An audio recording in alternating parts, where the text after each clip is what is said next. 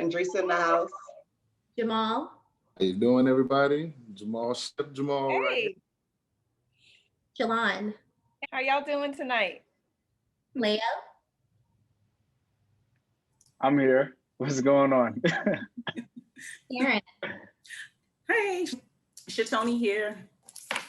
Lewis. Welcome, Lewis here, Lewis Johnson. How's everyone doing? Very well. Hey everybody, glad you were able to tune in. Tonight's conversation is not intended for viewers 18 and under. So if you are dismissed, moms and dads put the babies to bed. So how are you guys feeling tonight? Great. Pretty good. Yeah, Good. great.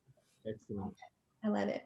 Well, tonight the ladies are going to pass the baton to the gentlemen. We're going to start off and give you guys. Oh, wow. First dibs, right? Take anyway the opportunity to go first. And we're just going to jump right in because, like we said, time is always of an essence. We want to respect and value everyone's time tonight. So tonight's topic is love and sex. Our first question of the night: in the dating process, when should a couple discuss what they like and don't like when it comes to sex? Early on or once they're engaged, and why? So on the men's panel, who wants to hop in? I'm too young, so I can't answer these. Whatever. Whatever. You know you got experience. I'll take a shot at it. I think you should discuss it early on. And one of the reasons why I say that is because we all know, whether if it's sex or finances, those are some of the key areas where marriages or relationships fail. And I think it's not about the communication only. I think it's about the comprehension about what I say to you and you truly understand what I mean. This way we can be on an even plane, as opposed to, well, I told you, because that always happened. You know, I told you this is how I was, or this is how I am, or this is what I like. It's very important that you get that buy-in from both people about what sex is and what it really means to you. Some people really are not, sex driven, especially as you get older in age and you start to understand that sex is not the only thing that's important about being in a relationship. The other person may not understand that, and vice versa. So I think it's important to have it early on and have a really good discussion. It doesn't have to be get down and dirty and nasty, but how people overcome situations that they may have had in the past or things that they're working on. And I think if you don't do that, you put yourself in a position for I told you so, or even a letdown that can cause the relationship to go sour. It's important to know how people deal with the aspects of sex. How do you overcome? How do you do other things when you can't do something that someone may like or your partner may like? What can you compensate with? It's important to understand what that really, really mean, not to just you, but to the union. We all know, and I always say this before too, sex is not about just intercourse. Sex is about intimacy. It's about understanding where you are and where you would like to be as a unit that can continue to bring you guys closer and closer. So yes, I think sex is important to have early on. This way you can understand the mind of a person. And this day and age, I'm going to throw this out there. I think more women are so in tune with themselves that they are not just settling for anything. And if you don't have that conversation, again, you can really set yourself up for a disappointment. And sometimes just having a conversation about it, when you're talking about the physical acts of sex, sometimes don't get it. So yes, it's important to have it early on. And if you don't, trust me, you'll have a lot of conversations and resentment behind it that can also cause damage in the relationship.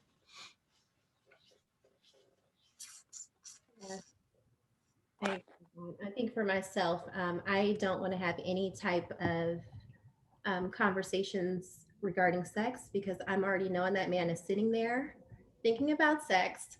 He got me undressed in his eyes. Like, we don't need to have that conversation. I think in the vetting process, it's more about both of us viewing the intrinsic value and understanding, what we have outlined for ourselves and our intentions going forward, period, with or without one another. So it's probably better to get past that phase. And I think it's more or less for me, when I have a ring on my finger, I don't want to sound like, that is, the mission, but, I don't really think that premarital sex means anything. I think once you're engaged and this is your long-term partner, that's an effective conversation because I know that I'm spending the rest of my life with you, excuse me.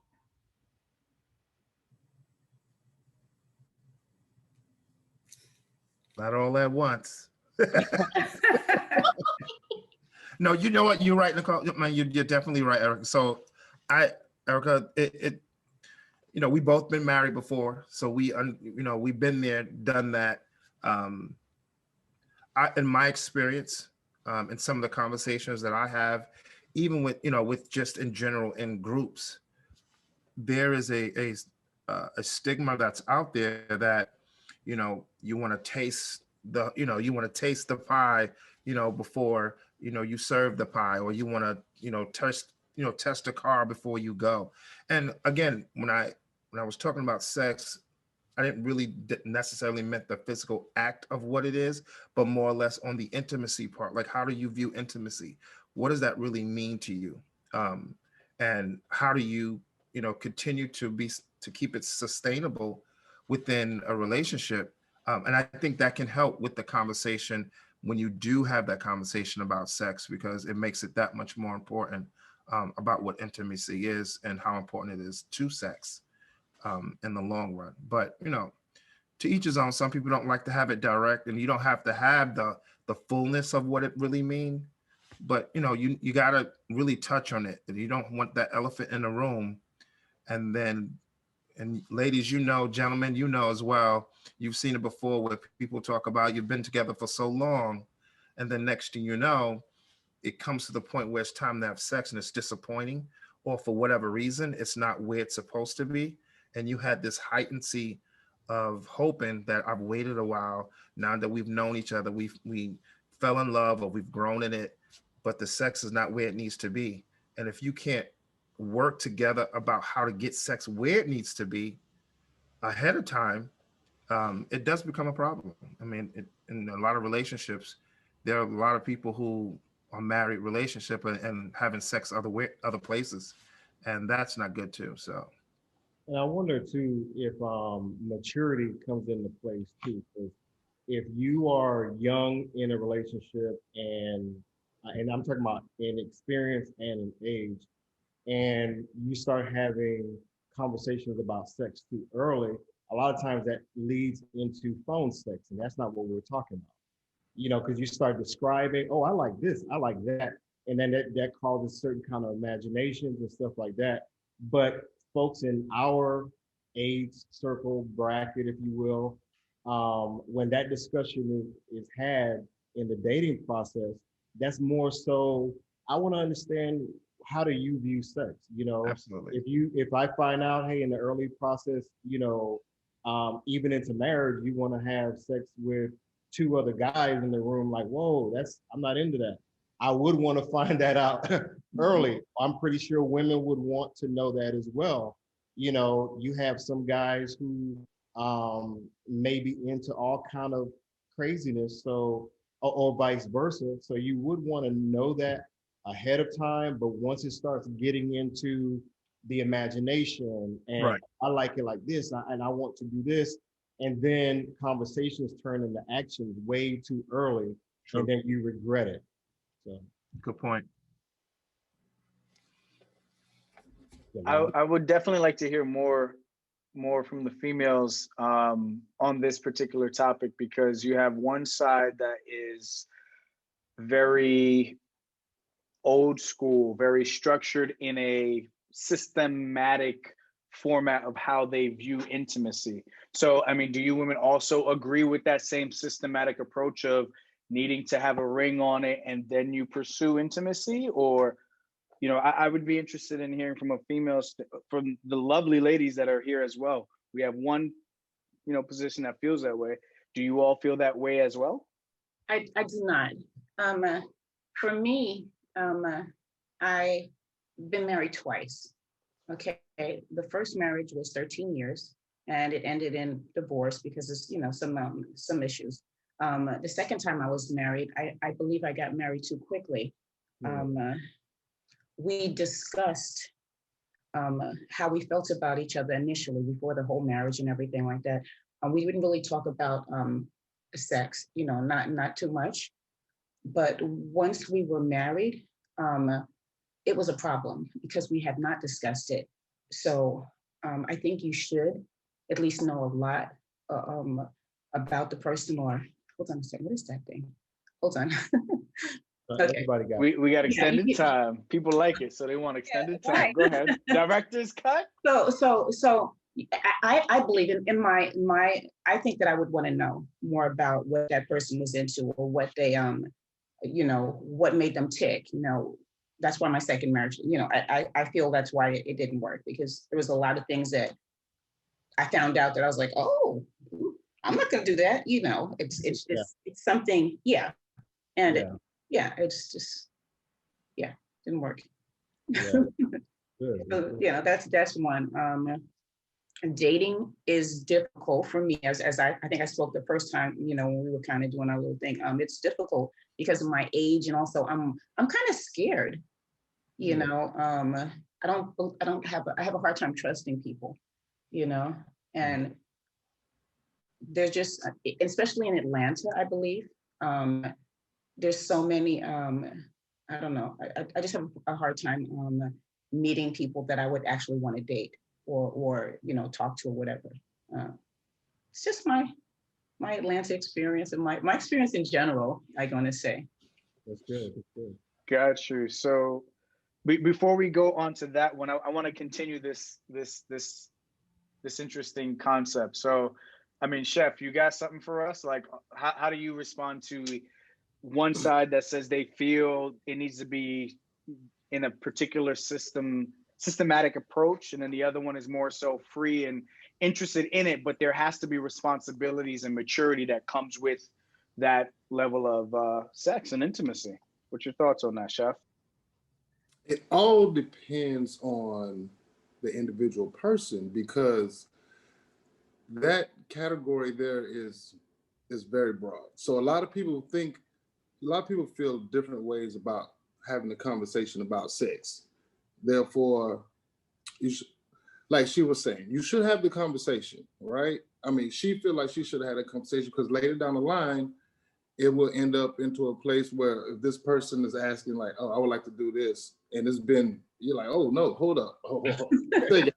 I'm gonna get down like this. So Exactly. that causes big confrontation. So in my opinion, I believe you should speak about this in the very beginning, because you don't want any trick bags later down the line, basically. So, you know, and you're falling into somebody and you really think everything. Some people will actually go with some of the things that they don't like because they feel for that person, they like that person, and they won't enjoy some of the things in that room when they have sex, but they will continue doing it just to show the person that they care about them. And then later down the line, it causes havoc. Mm-hmm. So we'll move on to that question. I want to definitely expand on a couple of topics, that being love. And the next question for us is love at first sight. Is it real or unrealistic fantasy? I don't believe in love at first sight. I feel like, fairy tale type of stuff. I feel like love is a choice, in my opinion. It's not an emotion that we, you know, a lot of us have, you know, put love in the category that it's a total feeling, like how you get butterflies in your stomach when you see someone, or, you know, it's all these things that go along with it, all this paraphernalia like Valentine's Day and all that stuff. But love is a choice. I feel like you make a decision to love somebody unconditionally or conditionally, you know, whatever the case may be. So I feel like love at first sight, it doesn't really exist. I think it's lust at first sight, because a lot of times you're just going after somebody because you're physically attracted to them, but to actually love them, you know, all flaws and all, that's a choice. So are we, I say, so when you say love at first sight, are we being technical? Like first was just first, let's say first conversation, having long conversations, you know, speaking all night on the phone, you know, doing all of that, have that long conversation. Is that love at first sight, or is just, oh, how you doing? Someone. So you're flipping the pot, you're stirring the pot, you at work, and this gorgeous fine lady walks in, and you like, damn. That kind of first sight. That's lust. That's lust, because there's nothing you know about that person. Correct. Yeah. Okay. And So I'm gonna challenge it a little bit because. Oh, go ahead. Oh, Yes. sorry. I'm gonna challenge that a little bit because I asked my grandma, who's now passed away, I asked her how she met my grandpa, and she said they were at church and he was a visiting preacher. And she said, he saw me, she's from Guyana, right? He saw me and I saw him, and we like each other and we got married. It was so simple. Boom. It was so simple. So that also, yeah. And I thought, wow, like that's powerful. Like he saw you, you saw him, you got married and had like 7 kids, and you lived happily ever after until he, you know, passed a little bit prematurely. So I just want to say it is, you can have love at first sight. And it is, again, like what Jolon was saying, a choice and a commitment, right? And then back then, I feel like they were a little bit different in that commitment. You know, they didn't have necessarily how we can, you know, have a way out. They were like, okay, I'm in it. I'm gonna stick through thick and thin. So I kind of do believe in love at first sight. That's me. That's amazing. My grandmother was the same way. She actually had to choose between 2 men she was with. And I'm like, why were you with 2 men? Girl, they courted back then. They didn't play. They were about those Bridgerton vibes, like all about Bridgerton vibes. Okay, I agree with that. Maybe it's because of the time. You know, now we got to know everything from your DNA sample to your iPhone. Right. Your credit report. You got, you know, family history. Are you crazy? Like, we got to know everything about this person before we even say we're deciding to love you. So I feel like back then they took love for what it was. You know, I'm going for it. I'm there, you know, nothing held back. So it wasn't all complicated like it is now. You know, we look at, well, you got to have the right, you know, car, the right house, the right career, money in the bank, you know, your hairline got to be straight, you know, your all kinds of little things, you know, that, you know, rule people out. Instead of looking at the person for who they are and saying, you know what, I'm going to fall head over heels because you feed my soul. I like that. All right, so I'm gonna be the gambler's advocate. So for starters, whoever is having a beverage, thanks. Okay, so you rushed it. Wow. Okay, so since we all rushed it, if you have a beverage, cheers. If you don't have a beverage, it's an air beverage, so cheers to you. So we got to get this right because the righteousness gotta get out the door. We gotta get to realness. Bump the righteousness. There we go. Let's get the righteousness is beautiful. It's nice. It's great for PG-13, but this is rated mature and for mature. So you mean to tell me that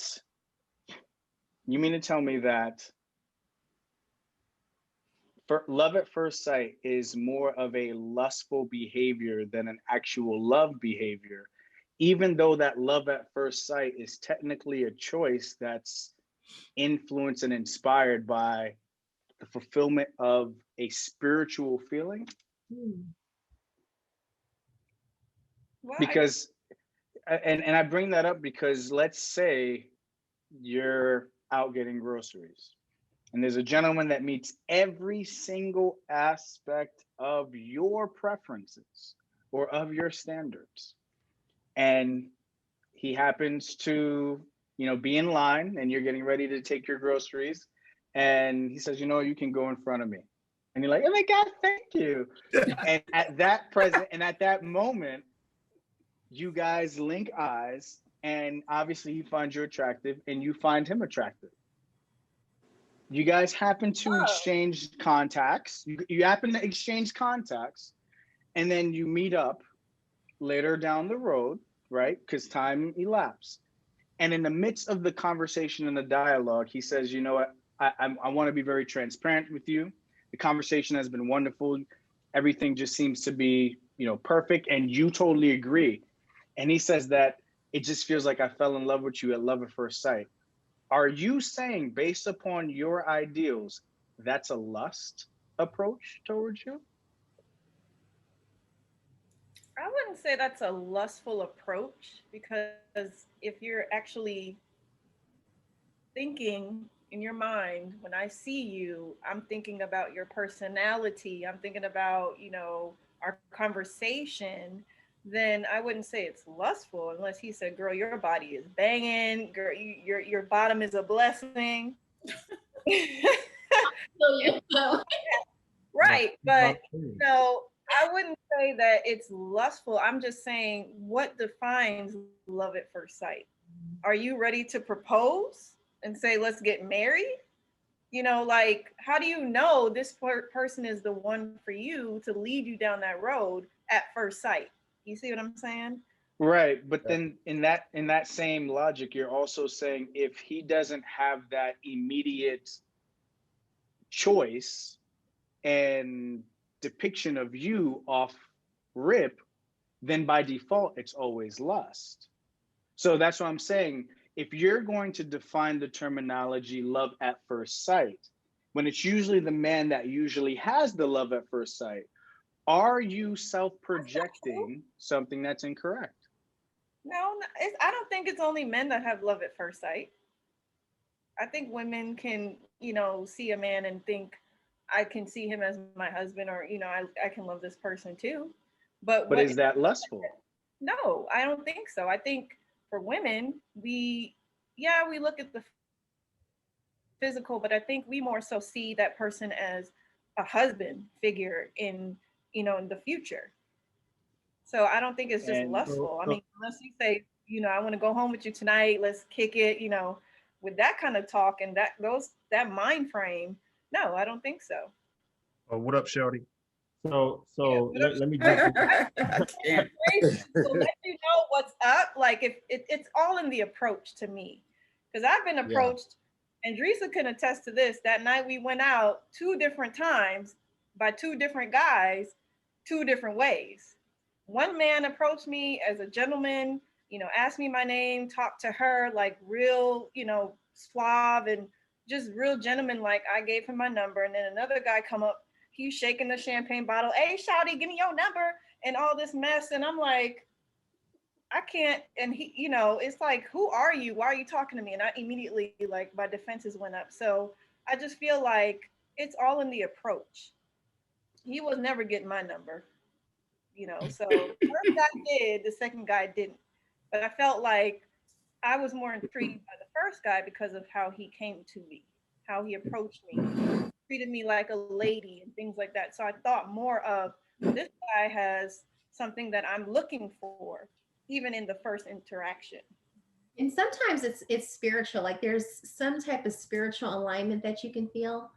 I know it's very fantasy, and sometimes, in reality you hear this, but you'll hear someone say, I loved you before I met you, and there's something about that spiritual alignment, something about that individual.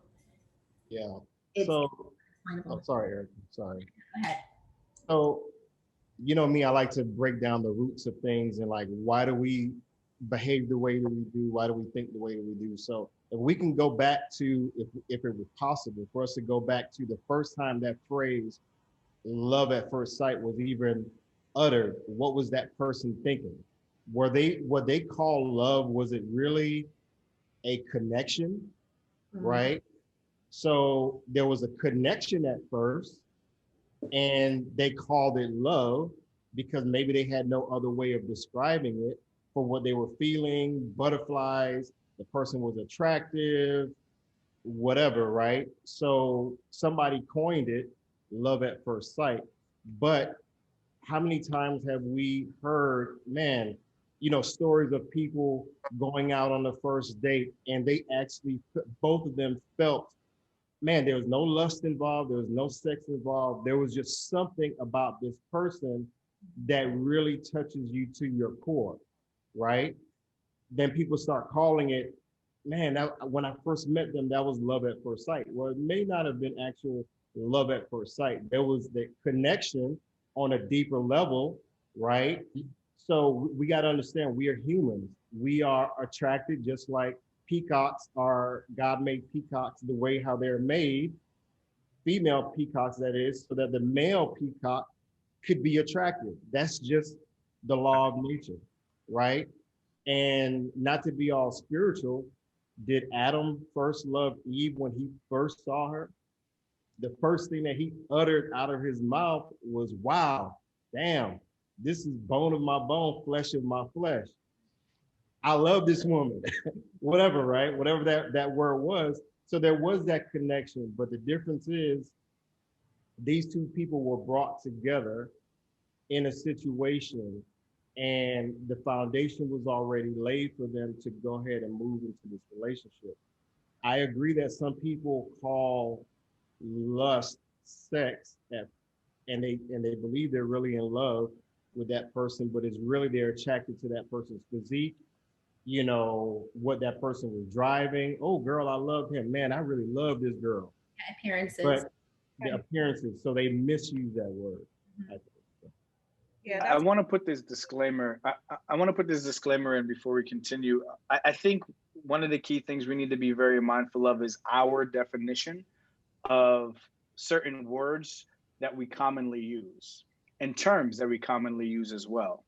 Yeah. Because, you know, that's a hindrance to blessings that we could possibly receive or blessings by which we block.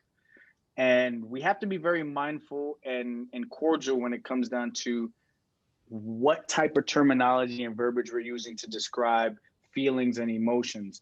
And it's not to say nobody can, in my personal opinion, it's not to say, you know, I couldn't fall in love at first sight with a woman, knowing that there is a physical aspect that comes with the territory. Because let's not be naive.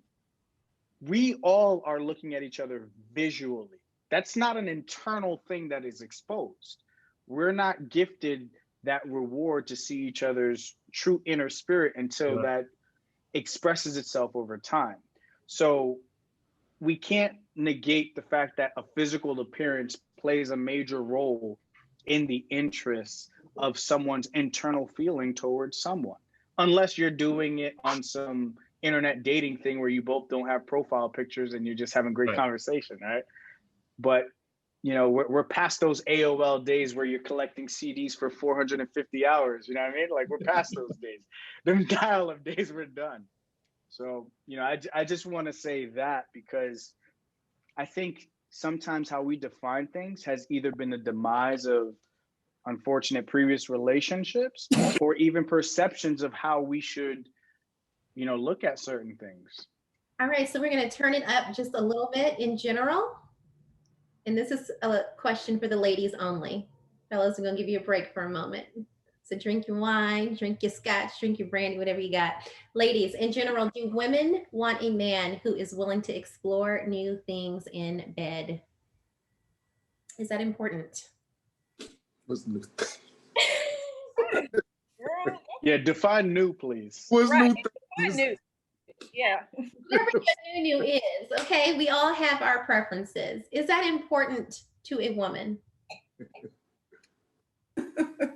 Or a long-lasting, think about it. You're with an individual for the rest of your life, ideally anyway. I don't know about everybody, but Yeah. you got to keep it spicy. And so is it important? If he's willing to explore those new things, is that important to you? Excuse me. Look at Sharon's face. So sex is important. Let me share my wine. It's important. It's important. I believe it's important. When you're with someone, you're going to be spending all your time with them, and if he's not willing to explore with you, then you're going to be dissatisfied and you're going to want something else. So I feel that person should want to make you happy, and vice versa. I agree. I second that. Yeah. It doesn't matter what it is. It's like, you know what? My fantasy tonight, I'm in the kitchen. But I mean, all in all, it's really about the newness and keeping the newness. I think that's very important. Jolon, you're sitting there like, Well, I mean, for me, it's cool as long as it's not degrading. As long as that person doesn't feel like they're coming out of themselves. If it's just totally just off the wall, off the chain, like type of stuff, like we do some porno stuff, like no, we ain't doing that. And I think it's important to have those conversations because, everyone's sex drive is different. Everybody's fantasies are different. I'm okay with trying new things, hanging from the chandelier, whatever. But as long as Whoa. What? I mean, get wild. Get Mimi rod. As long as you're comfortable together, getting wild together that way, and not somebody feeling like they're obligated just because and they're uncomfortable, then yeah, I'm okay with new. But as long as it's not making me feel uncomfortable, there are just certain things that will just not come up on the table. Don't even think it.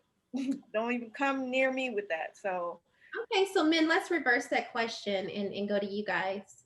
Is that important for men? Look at Jamal's face. All right now. You're looking over the glasses, you know what I'm saying? And I'm going to ask the question for the men. Do men want a woman who is willing to explore new things in bed? Most men do. Yes, sir. Yes, sir. Oh, okay. That's just how it is, we're but my beliefs is I think that everybody should make your significant other happy. So if that person's happy doing whatever they fantasize about doing, you should go ahead and return the same thing.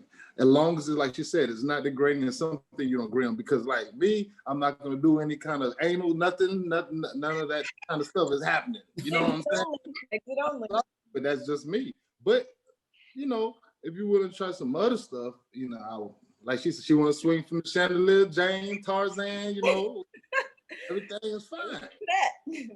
Y'all rich with these chandeliers. I know. Jeez. The only chandelier I know of is at Home Depot. Y'all rich, man. We do that, but yeah. All But right. Here's another one. And while we're on the subject, highly important. Jamal, were you going to say something? I'm sorry. No, that was me. I was actually going to piggyback on something real quick. Yeah, go ahead.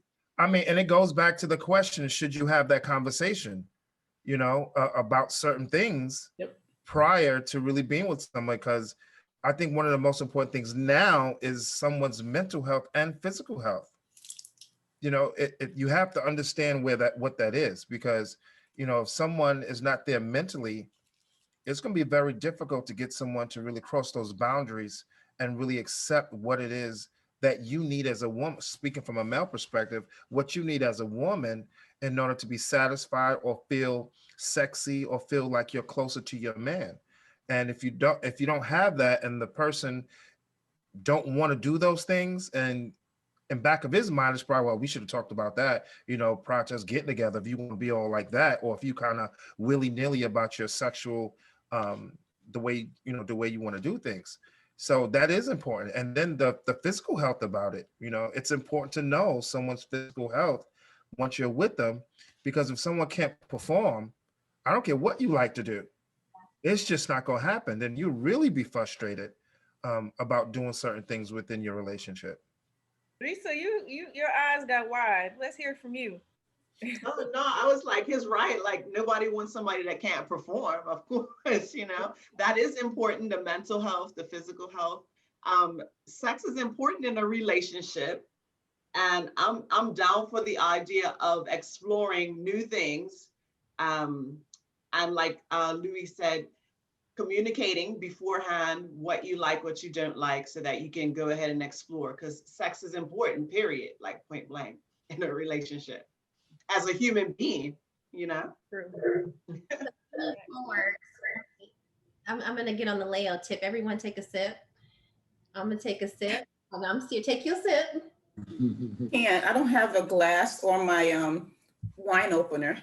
Take it to the head, girl. Take it to the head. I have wine, look. I don't even have a match for my candle. It is a 40-ounce of wine. Oh, wow. All right. Is masturbation? I have to go downstairs to get it. They won't bring rooms. There's not, it's hotels. Okay. Is masturbation important while single and in a relationship?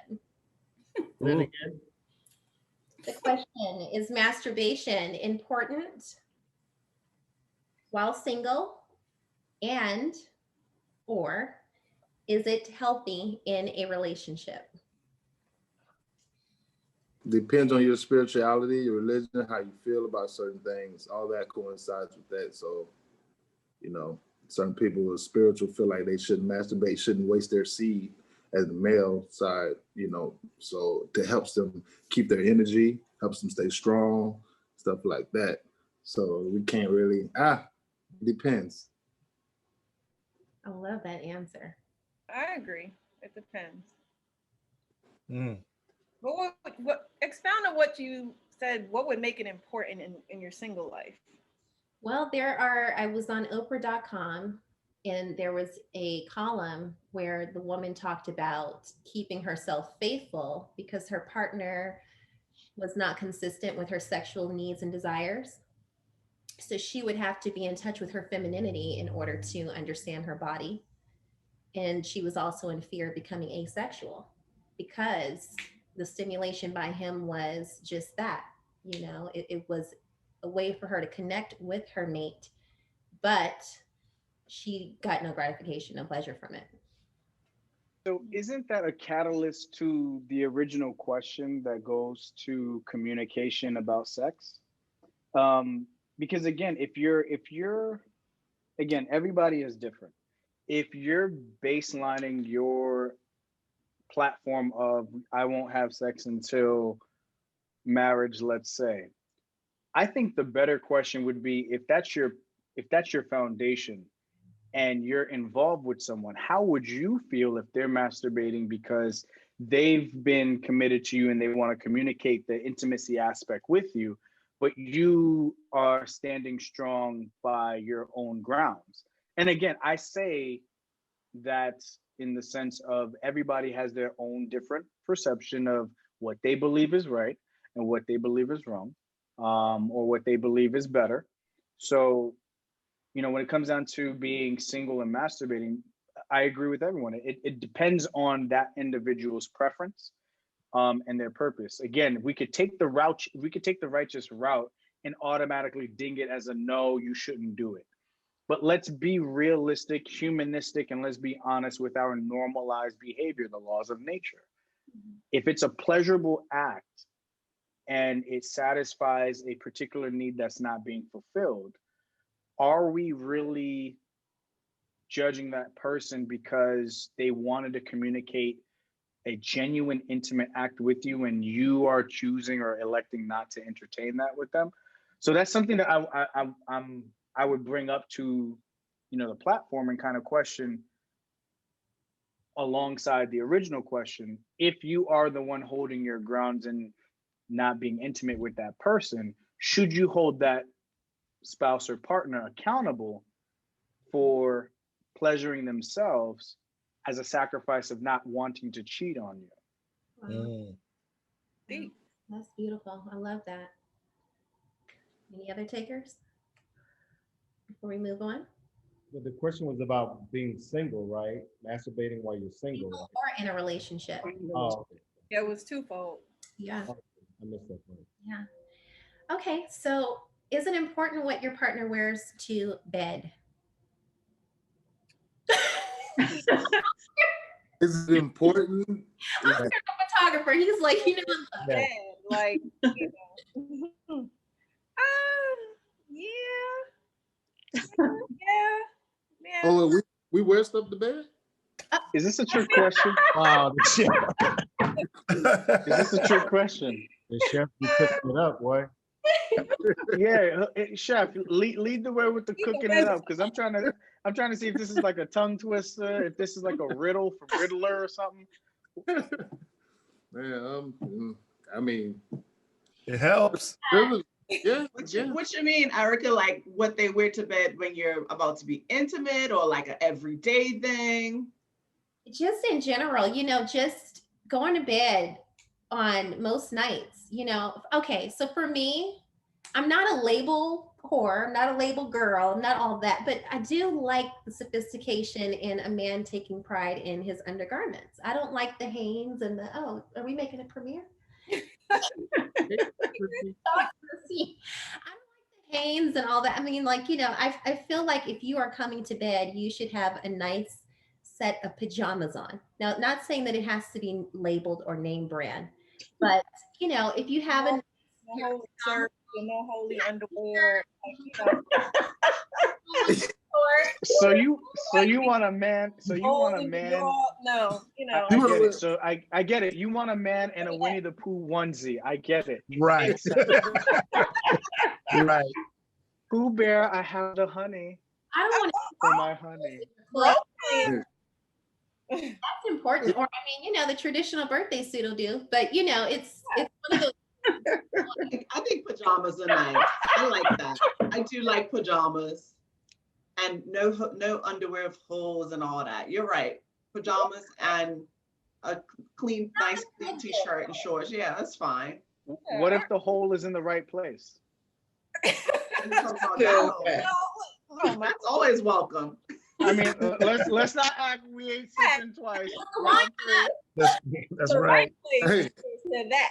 You know what I'm saying? All right. I'm just asking. You know what I mean? If there's restrictions, that sounds like I gotta wear a chastity belt at this point. Right. Right. Right. To me, I think it helps for my lady to come to bed. I mean, not looking raggedy. I think if she number one, smelling good. We all know hygiene is probably one of the biggest things, right? You know, so we would hope we all take showers, but you know, hygiene, and then coming to bed looking respectful, because you know sometimes you have if you don't have sex, I mean, you have intimate talk, and it's good to smell your woman. I know she want to smell her man, and then you're having a great conversation. You know what? From there, listen, when the cover's on, it doesn't matter what you got on, be honest with you. What are your thoughts and opinions and concerns on premarital sex? Well, On sex? Yeah. Sharon, get that 40-ounce bottle. Let's get it. I mean, I Get that grew up 40-ounce ready. in the word, of course. I have a son who's 14, so we all know what happened, how he got here. But I just feel like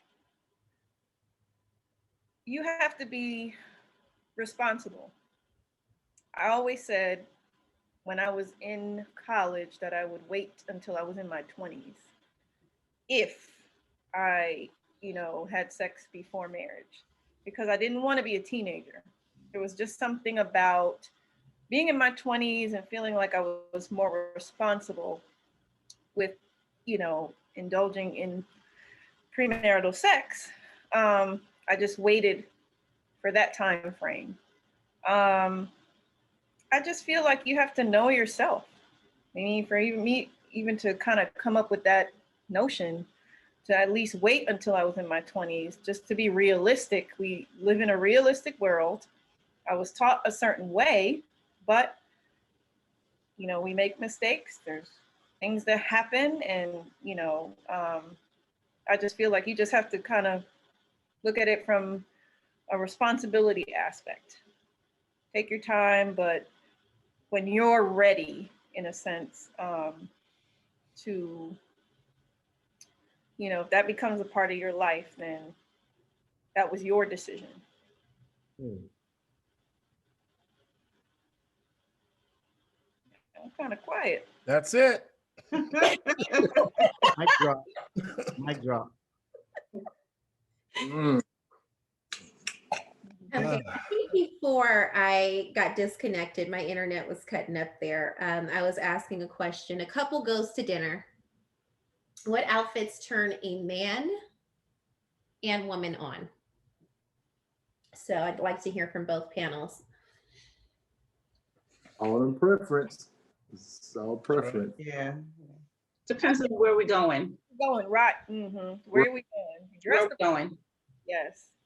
That's a big thing for me. I don't ever want to feel overdressed or underdressed where I go, because I want to feel comfortable. If we're both dressed appropriately, you know, I'll even look up restaurants. What's the dress code? So that way when we arrive, I don't have to worry about feeling out of place. So it just depends on where we're going, what we're doing, what's the activity. I've been noticing like our culture is changing. I don't know what it is about people becoming lax with, you know, tennis shoes and hoodies. They're getting the Kanye West inspired look. But for me, traditionally, I don't mind a button down. You know, I don't mind when you spruce it up and, you know, wear the blazer and the dress shoes. And, you know, some people are like, you know, that's not my thing. But, you know, coming out of pandemic, it's like, you can't, I don't think that there's any room for casual. I think you still have to step it up and spruce it up. And there is a level of expectation there. Not to say that I have expectations with that individual, but I would like you to have expectations in your dress and groom so that you can keep the relationship exciting and spontaneous. Yeah, you know, some men, it depends on how they feel too, because some men don't like their women dressing provocative. Some men don't want their women dressing too tight or have a lot of cleavage, or, you know what I'm saying, ass cheeks hanging out or anything like that, or heels too high. There's some men don't prefer that, you know, and it's, so it depends on like you said, the conversation you have beforehand.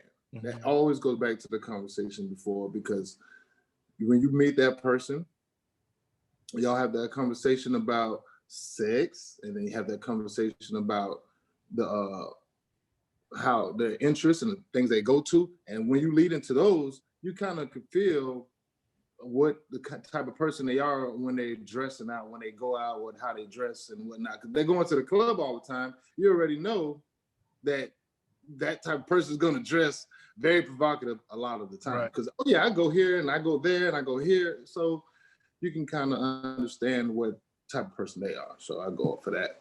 I like that. Let's move over back to the subject of love. Is it okay for your mate to be close friends with his or her ex? No. If they have a child together, I think it's fine, you know, because they have to have that kind of communication. I would say yes, but not close friends. Yeah, I don't think there's any room for any communication whatsoever. If you are counseling with that, like Sharon said, you know, you have children, okay, you know, if you guys were, you know, married and something comes up from some business decision, you know, past, then okay. But I mean, if you are counseling with this person or, you know, discussing matters because, you know, they can personally relate when it comes to certain things, absolutely not. That leads to somewhat of a soul tie. And if that has not been clipped, we have a serious problem. Yeah, I totally agree with I totally agree with all the ladies. No, there's no room for it. Right. Yeah, I would hope. Vagina and no, what for? You're not going back. You're with me now. There's no need to. But we're not opening those doorways. But it was a long friendship. I'm your friend. I'm your woman friend with no. Correct. I agree. What was that? It was a long friendship beforehand. Like they had a long friendship before they got a relationship, didn't work out, but they still remain friends. How does that work? You know, Friendships start and friendships end. Yep. or there should be some level of respect, especially if I'm cool with the woman and we've been friends, right? And we real cool, like we ace boom, you know, there are times when, you know, I helped her out, whatever it may be. And I know where, you know, and it's not like I'm waiting to, you know, and I know there's a stigma. A lot of guys stay around, or guys' friends stay around until a woman say, you know what, you know, hey, we've been friends, so let's get together. But I would hope there's a level of respect from her, so that we can build on something, that if she really want to be with me, that she would not sever ties, but she would also let the people that she's like really close and always around her, in her face, that she would let them know, hey, listen, I'm starting a new relationship. I'm going to spend some time with this person and really get to know them. I would hope that conversation would be there, that she would let me know that she has some friends, don't hold it back, that she has some friends that they're close for whatever reason. And I would explore that. You know, I wouldn't let it go and just say whatever it is, but I will hope she will allow that relationship not to continue to be so tight that it interferes with us getting to know each other, us getting to really build a bond, because that can cause cause an issue. Now, with children, yes, I always ask, is the father in their life? I always ask that question. And you know, if they say, well, yes, he is, he's a good father, we don't have any connection, we don't have any ties, but he does his thing with his kids, I'm cool with that. Now, if she say, you know, every now and then we talk about the kids and we talk about certain things, I'm just like, okay, so we got to make a decision. I'm not going to be right away kind of on the defense side, but I would kind of almost question it to see where her head is, as to if she really want to be with me. Is she really ready to get in a relationship? Is she really ready to start something new and grow on it? Because growth is always impeded by something interfering with it. And if you're willing to do that and grow, then you would kind of back away from certain things, but let them know, so they don't feel like you're alienating them. But let them know, hey, I just joined, you know, I just got to know someone and I want to really explore that. So I would hope there's a level of respect there, because I would have the same thing on the opposite end. Nice. I kind of feel like if you had a sexual relationship with this individual, period. You can't do nothing about that. Yeah, but there's I mean, there's It could happen again, basically. Yeah. but Yeah. that's not always true. going to be there. That's not true, because sometimes you have sex. Sex with a man. No, it's gonna happen again. That's how we think. I mean, as a woman, that is how we think. We think that it's going to happen again, because but I think when you dig up a weed, my mother used to always say when we garden, pull it from the root, or else it will grow back. Okay, you got to get it out of there, and that's it. Like, if you still have access to this person, you're giving them accessibility to you. That's flat line for me. So then why do some women, maybe you guys have some of your friends who find it easy, when you flip it around, you find it easy to develop friendships with other men while you're with your partner? So you don't want him to develop friendships or hold on to past friendships, which I agree with, but you with exes? Huh? With exes, or just male friends in general? I'll say both. Well, male friends are different. I mean, you're talking about someone in a sexual relationship. No. Yeah, Not sex. No. Just period. Like, okay, obviously women won't want a man to have a friendship with his ex, and I totally agree with that. I don't go back. I keep it right.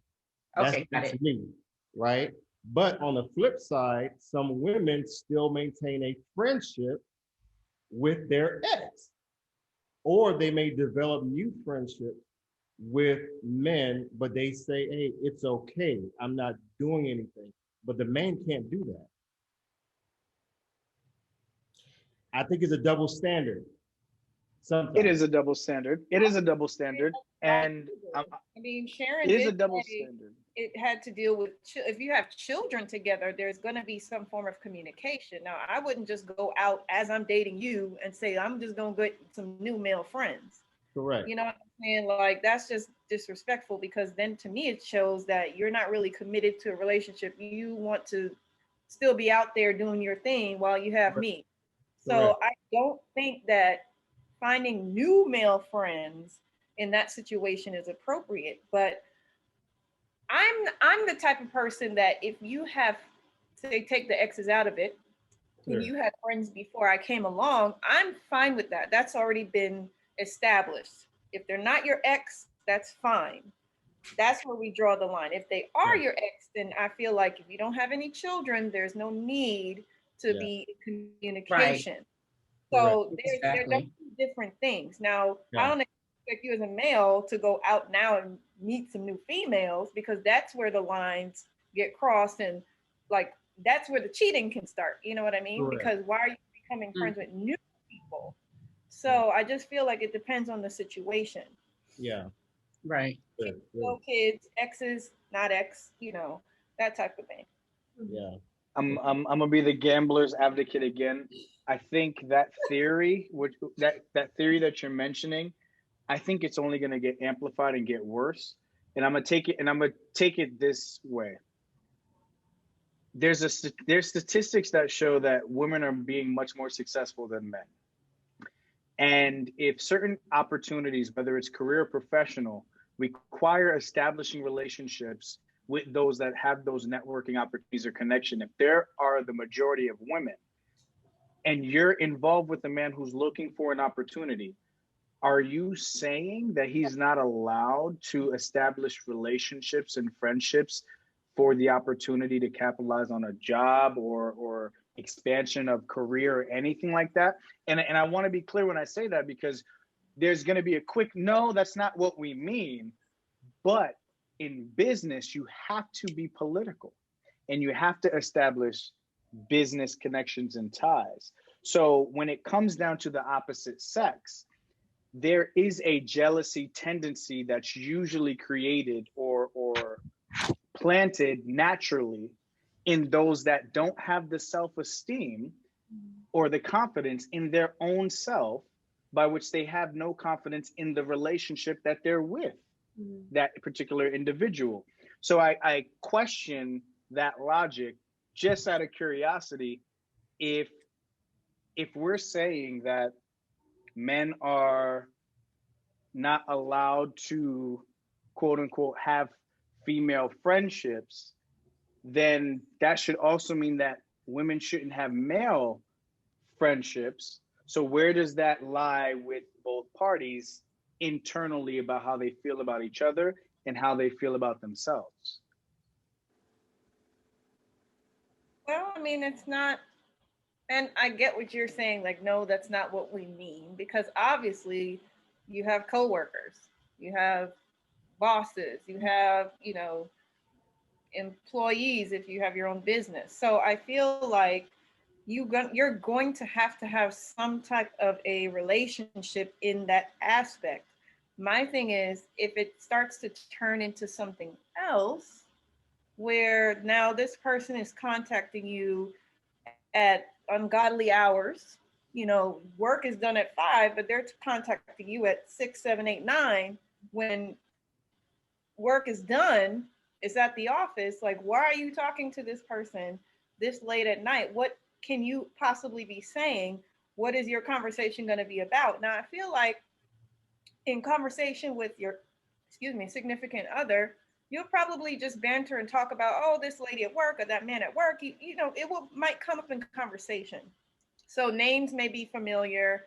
You know, this happened, and you name somebody. You know, oh, okay, I heard about this person. But I feel like it's just all in how it's done. If you're not a doctor and you're not on call, nobody should be paging you at night. You see what I'm saying? True, but that's true. And I'm not disagreeing with you on that. That's true. But I do want to say this as a form of inspiration for everyone out there watching. It's with this whole idea and this whole persona of everybody wanting to be entrepreneurs, where it's like, I don't want to work a 9 to 5, I'm an entrepreneur.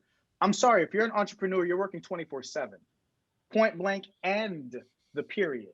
You're working 24/7 based upon how you're trying to structure your business, whether you're doing investments, whether you're doing cosmetology, whether you're doing, marketing, sales, or anything like that. There will be certain hours where it may not feel comfortable to your spouse, but it is all about conducting business. So it's one of those things where communication, to me, I always say communication is the number one most important thing to me in any relationship. I think communication has to be set, not necessarily set in stone, but it has to be set clearly to ensure that self-esteem and confidence is not wavered, it's not jeopardized, it's not at risk. Because what I am seeing with our culture, and just other people as well, there's a fear if your man or your woman is not next to you. Or there's a fear that if you don't know exactly where they are, you're scared, you're concerned. And I ask the question, are you self-projecting, or are you having trust issues with yourself because you're thinking what you would do if you were them? I like that. I used to be that person. It's a trust issue. It is about trust, because like for me, I'm friends with a lot of women. That I've always been like that. I've been like that since I was a child. Most of my friends are women. And I can say now, me and my business, I'm a chef, I cater, and I do a lot of business out here. And I've catered for a lot of women I've slept with that have married, and I'm catering their weddings. I'm catering their parties, and they have their significant other with them. But we're simply friends. It's like I say, it's a boundary. So even though we had sex in the past, it's still a boundary. We still have communication with each other, and we're still able to speak. And I'm transparent with the person that I am with. So if I'm with a person, I'm going to be transparent. Look, this is what happened in the past. This is my business, and this is what I'm going to do. And we're friends, and you have nothing to worry about, because I'm going to let you know everything that happens. And as long as I'm transparent with the person I'm with, there should be no problem at all. And that goes both ways. Yeah, when you go back to vetting, these are the things that you need to learn about a person. How you just mentioned your profession, and how you cater to, previous and former lovers. A lot of that needs to be sorted out before, even when you're becoming intimate with someone.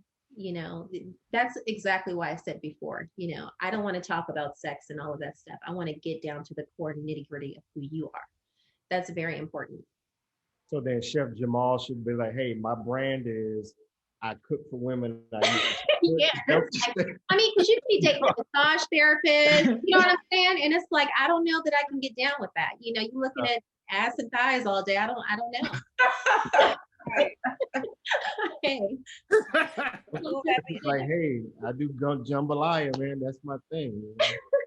I get it. So guys, this question is for you. We'll probably allow this to be our last question before we come to what Lewis has labeled solution time. Social media versus family, mom and pop, you bringing something home, you dating something, a plaything. How important is a woman's conduct online? Nowadays, we have OnlyFans. Women are hypersexual, suggestive in their bikinis and their workouts and naked pictures.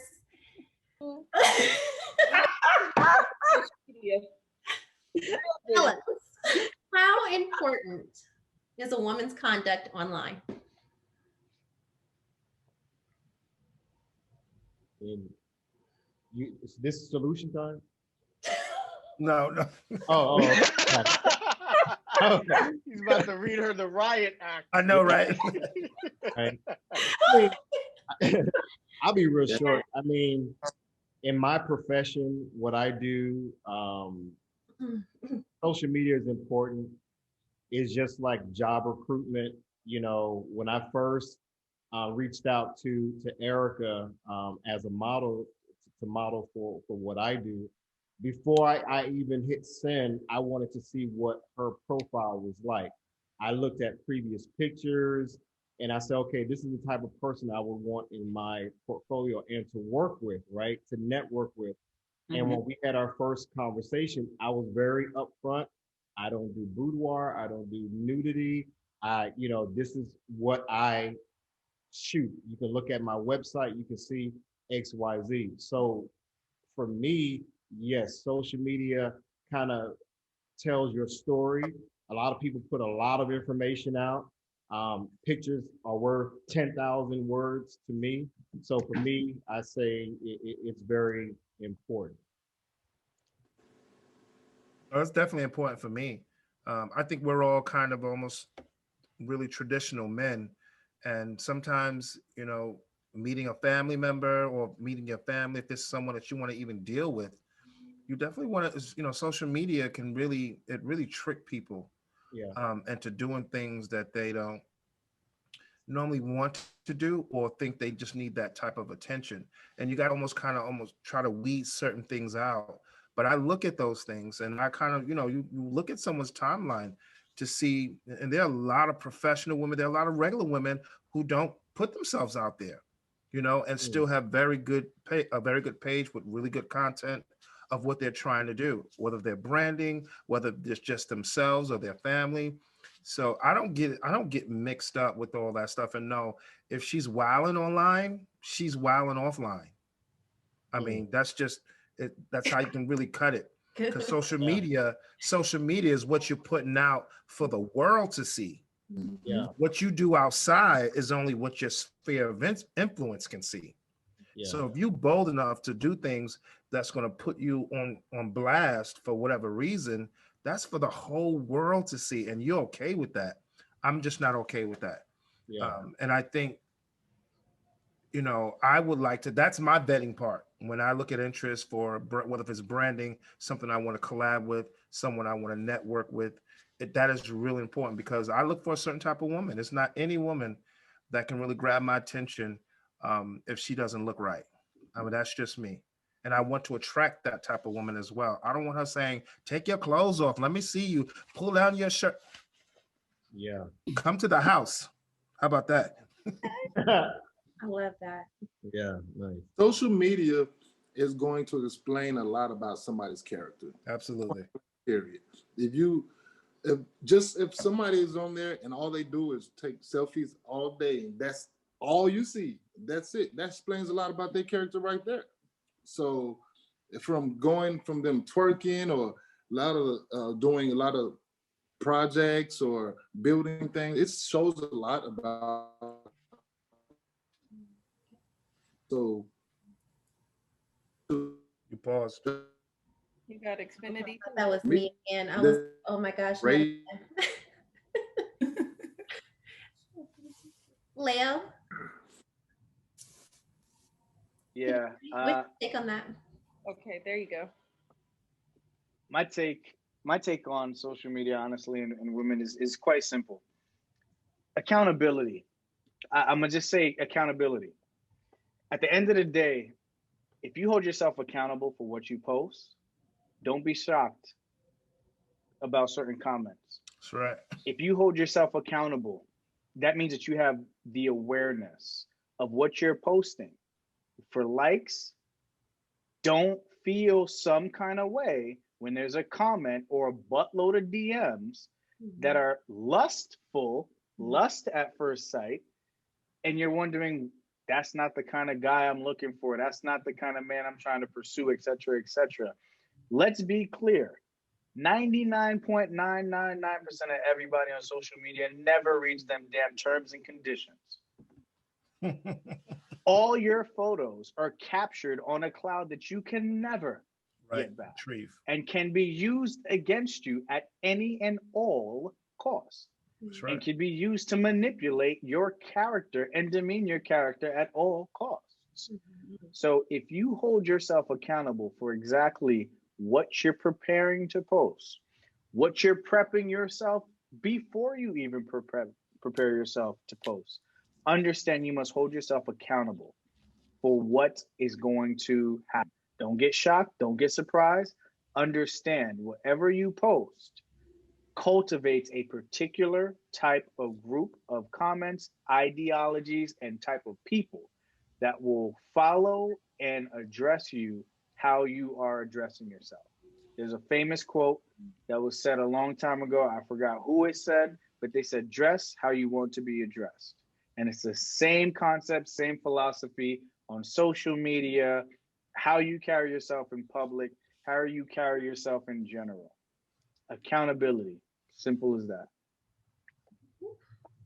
Facts. Unfortunately, you have some women, even if they dress to the nines with the turtleneck, they still get negative DMs, you know, and that just, unfortunately, that's some issues that some women have to face. But I agree with you on the level of accountability on both sides, you know, men and women. No, I agree. But and no, to support exactly what you're saying, Yeah. I totally 100% agree. I just think the alternative of what we're saying, which is still in agreement, is if Sure. all of her photos are professional, 9 times out of 10, she won't have as many knuckleheads in her DMs and in her comments in comparison to a woman who is catering to that audience.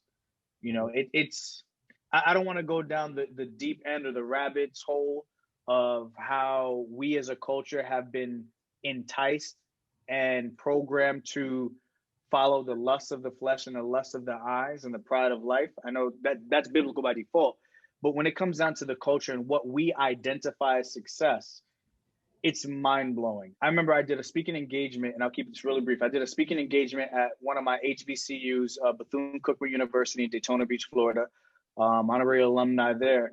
And I remember I had a full-blown 48 class session of students with professors and faculty. And I wanted everybody to participate. I said, okay, how many people can define success? Everybody raise their hands. I said, okay, how many people can you define as the representation of success? Everybody raise their hand. I said, eliminate entertainers and athletes. Identify how many people in our culture you identify as success. Out of 47 people, 2 raised their hand. 2, which goes to show you, we as a community identify success as something that's portrayed through entertainment or athletics. And if entertainment and athletics is projecting the behaviors of what we've developed as, oh, that's fine, that's sexy, that's hot, whoop-de-whoop, we're going to follow suit. So again, yes, everybody's shouting Kamala, Kamala, Kamala, but nobody was shouting Kamala when she was going through her progression. She only became a recognized face because it was a position of power. Nobody said that about Michelle Obama until she was first lady of first black man, first black president.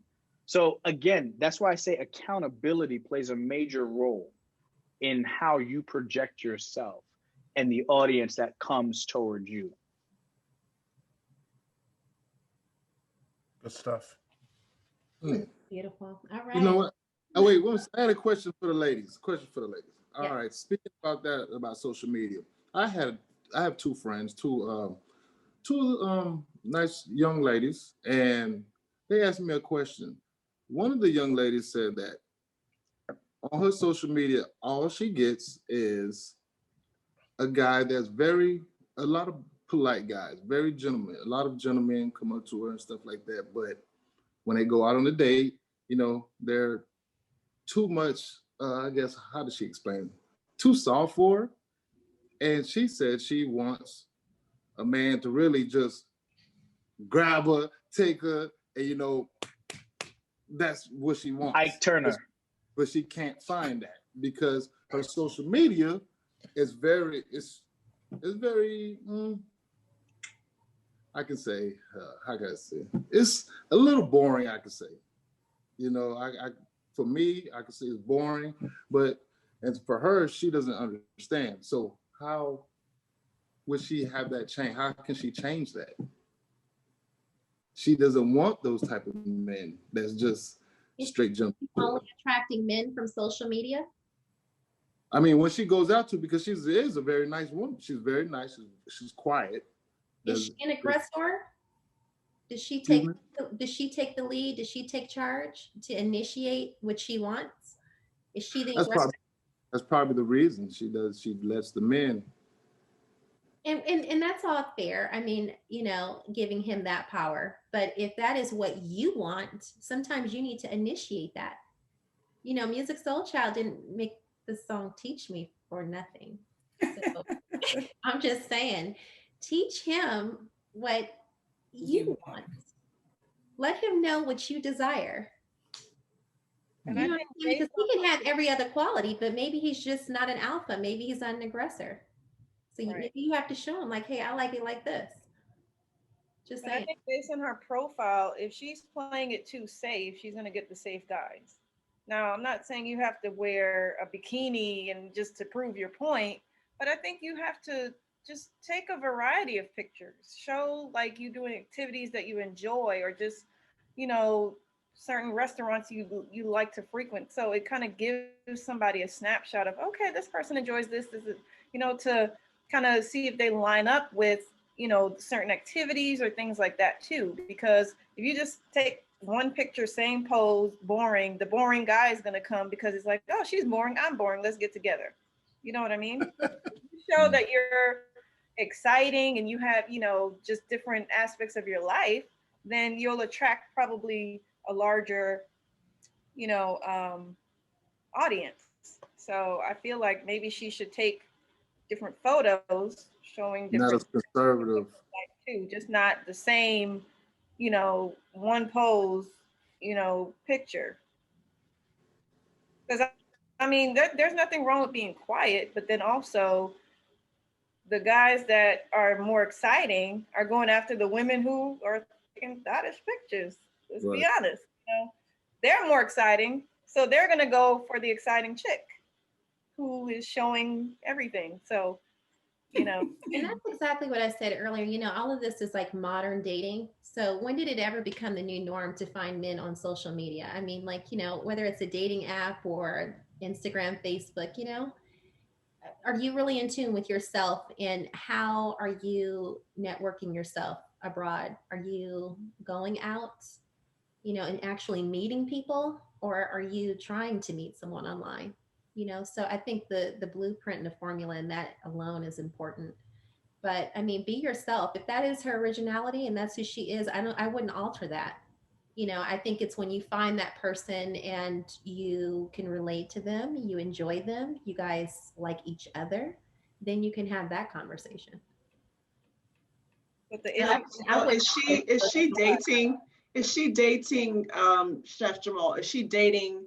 Like, what's her why behind dating? Like, where is she in the process? Is she like, okay, I'm dating, I'm courting to get married.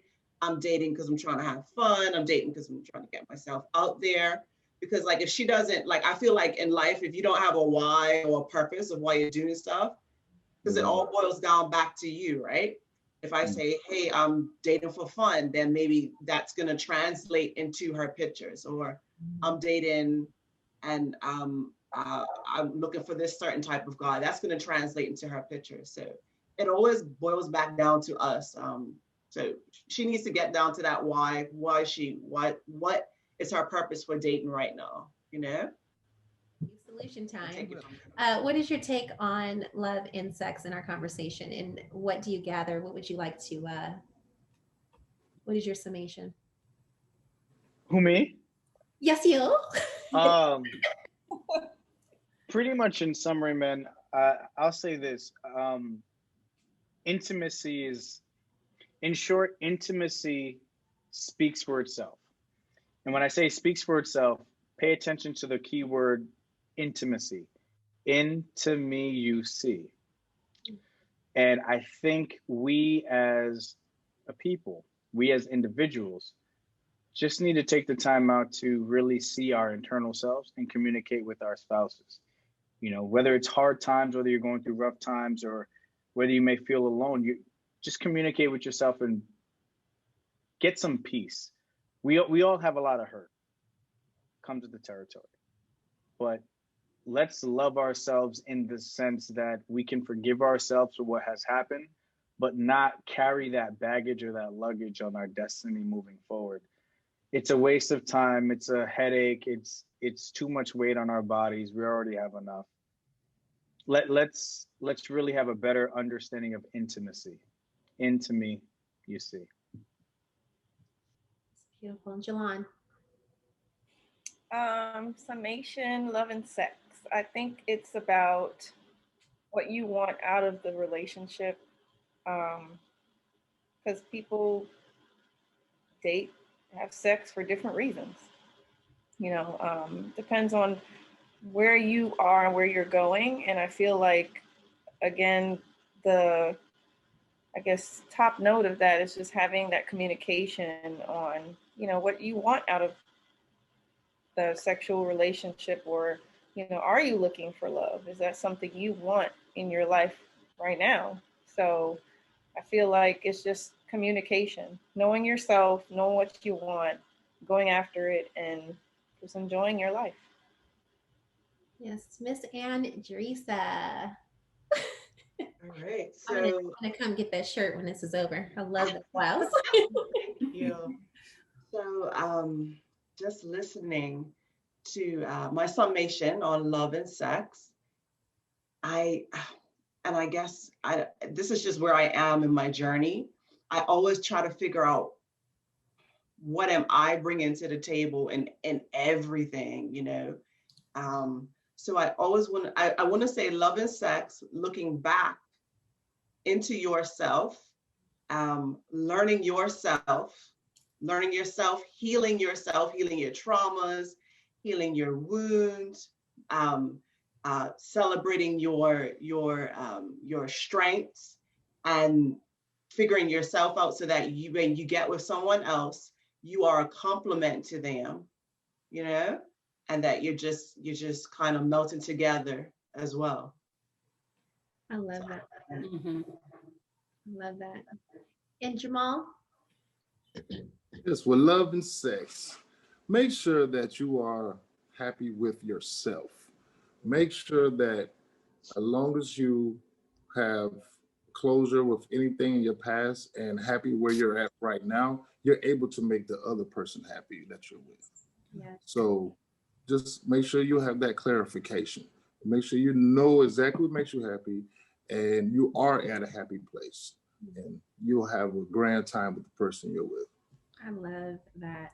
I love all of your answers, but I can relate to that. I love that, because a lot of times it's ourselves we haven't looked at, and we're trying to make sure that they are the perfect match for who, what they're falling in love with you, and you haven't even done the work. Mm-hmm. So that's beautiful. I want to move over to Miss Sharon, my beautiful Miss Sharon. What is your take? Love and sex. Basically, trust. It's about trust. It's about communication. Loving yourself as well. Knowing what you want. If you want to be in a relationship, if you want to be in love, or whatever it is you're looking for, communicate. Say what you want. Say what you need. As I said before, initially, I think in the beginning of a relationship, it's important to communicate what you want. What do you want out of this relationship? Right now, I want to be in love. I would like to be in all these other things. It's not happening, but that is what I want. I mean, I don't date. The social media stuff is all that crazy stuff. It's weird to me, but that's going to happen one day. I'm very confident in it. But yeah, I think communication, man, communication and loving yourself, and knowing that you deserve it. And also, what can you bring to the table, bring to someone else? What can you give them? What can you offer them? That's amazing. Yeah. Lewis. I would say, just like, just to piggyback on some of the other things that people said, obviously communication is key. And I'll always say the comprehension of what you're talking about is key too. Someone has to understand what you're saying. It has to come across that way in order to, I guess, to be believable or to have some type of chemistry among yourself where you can both agree on things. And also I would say, you know, we have to understand, especially with love and sex, that people are operating under the resources that they have. And everyone do not have the same resources. So that's how people respond. That's how people act. And you have to kind of almost be mindful of that, especially if you're a person that you are a continuous learner. I'm a continuous learner, so I'm not expecting everybody else to be. But when I get myself involved with someone, I definitely try to understand where they're coming from, because they may not be where I am, or I may not be where they're at. But I do understand that, you know, what's going on, what the situation is. And we have to be careful when we're talking about love, because everyone love differently. And we must get a better understanding of what that is. And everyone may not talk about sex all the time, but we can talk about intimacy. We could talk about things that does it for you. So with all things, get an understanding and just realize that the resources can be limited or can be a lot based on the person and the individual. Understand what that is. Yeah. And to tie along with that, it's like, you know, when we do talk about sex, you're also laying down with this person. So you're exchanging this energy, their stuff versus your stuff. For me, that's entering your soul. You're building soul ties. There's a spirituality, there's a connection there. So if you're not cautious about that, not only can you grow feelings for this person, but it becomes this exchange where the miscommunication came from where? The exchange of sex, which to many is not even love anymore. To me, I really hold that, oh my God, extremely high. You know, I think that that has been my hindrance in relationship. I will not take that stance, and I'm not going to go to that level. And, you know, until you and I get to know each other, you know, I don't want to give you that part of me. I need to learn myself, and you need to learn me. I need to learn you, vice versa. So I think that that's huge. That's huge to tie along with what you said. Oscar, what's your take? Just in summary, I would say, like everyone said, of course, know where you are once you reach that place of discovery. Specifically, though, when it comes to love and sex, Mm-hmm.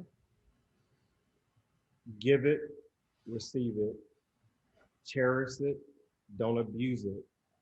Because the very thing that you misuse, you're going to eventually abuse. That's right. So someone may be giving you love, that woman may be giving you love, that man may be giving you love. If you mischoose it, you're going to abuse it. That man may be giving you sex, that woman may be giving you sex. If you don't cherish it, you're going to abuse it. So at the end of the day, once you discover who you are, and where you want to be in terms of relationships, just cherish it, give it, don't abuse it, because if you do, and don't misuse it, because you will eventually abuse it. I love it. I love it. I love it. I love it. I love it. I love you guys too. Thank you so much for tonight. And I look forward to our next conversation. I'm so sorry for my technical issues. Sharon, Andresa, Jolon, thank you. Leo, Jamal, a smile. Oscar, Lewis, thank you so much. Thank you. It was fun. In our next chapter. Good night, guys. All right, good night, everybody. Everyone have a good night. Good night, everyone.